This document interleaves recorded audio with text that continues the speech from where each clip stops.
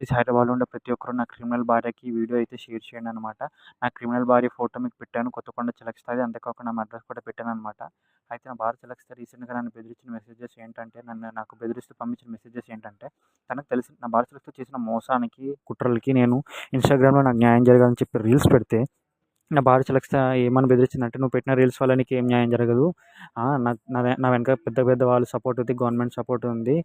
నేను చేసిన తప్పులన్నీ నేను మొత్తము కప్పిపుచ్చుకుంటాను. డబ్బులు పెట్టి నా దగ్గర నా తప్పు ఒక్కటి కూడా లేకుండా తప్పంతా నీ మీద ఉండేటట్టుగా నీ మీద మళ్ళీ ఇంకొక ఫేక్ కేస్ పెట్టించి నిన్ను పోలీసు వాళ్ళతోని ఈసారి పోస్ట్‌మార్టం చేయించేసి, అంతేకాకుండా నిన్ను ఎన్‌కౌంటర్ చేయించేసి నిన్ను నీ రూపు లేక అసలు నువ్వు ఇండియాలోనే లేకుండా అసలు నువ్వు భూమి మీద లేకుండా చేస్తాను. నాకంతా గవర్నమెంట్ సపోర్ట్ ఉందని" అయితే బెదిరించింది.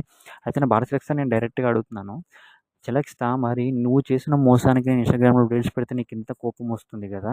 అంటే నీ తప్పులు అందరికీ తెలిసాయని చెప్పి అంటే నీ తప్పులు అందరికీ తెలిసాయి. నువ్వు చేసిన మోసం నువ్వు ఎలాంటి అమ్మాయో అందరికి తెలిసాయని చెప్పి నీకు నువ్వు ఎవరి దగ్గర నీ మొఖం చూపించుకోలేకనందుకు నీకు ఎవరి దగ్గర మొఖం లేకుండా చేశానని చెప్పి నీకు నా మీద ఇంత కోపమొస్తుంది కదా!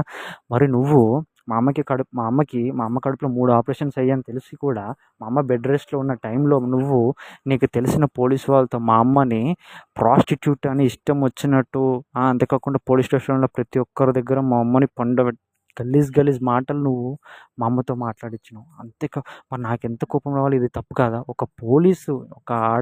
ఒక ఆడవాళ్ళని కాపాడే పోలీస్ వాళ్ళతోనే నువ్వు నీకు తెలిసిన పోలీస్ వాళ్ళతో డబ్బులిచ్చి నువ్వు మా అమ్మని ఇష్టం వచ్చినట్టు గలీజ్ గలీజ్ ప్రాస్టిట్యూట్ అని మాటలు తిట్టిచ్చినావు. ఆ రికార్డింగ్స్ నా దగ్గర ఉన్నాయి. నీకు కావాలా?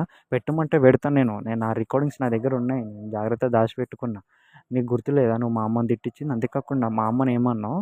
మా అమ్మని, మా సిస్టర్‌ని నీ ఫ్రెండ్స్ దగ్గర తప్పుడు పనులు చేయిస్తావా? తప్పుడు బిజినెస్ పెట్టిస్తావా? అంతేకాకుండా గలీజ్ గలీజ్ పనులు చేపిస్తావా? అంతేకాకుండా మా అమ్మకి ఎలాంటి మెసేజ్‌లు పంపిస్తున్నావు నువ్వు? అసలు ఒక తల్లికి పంపించిన మెసేజ్‌లేనా? నీకు కూడా ఒక కళ్ళ తల్లి లాంటిది నీ అత్తని పట్టుకొని నీ అత్తకి అట్లాంటి మెసేజ్‌లే పంపిస్తావా? ఒక కన్న తల్లి లాంటి దానికి.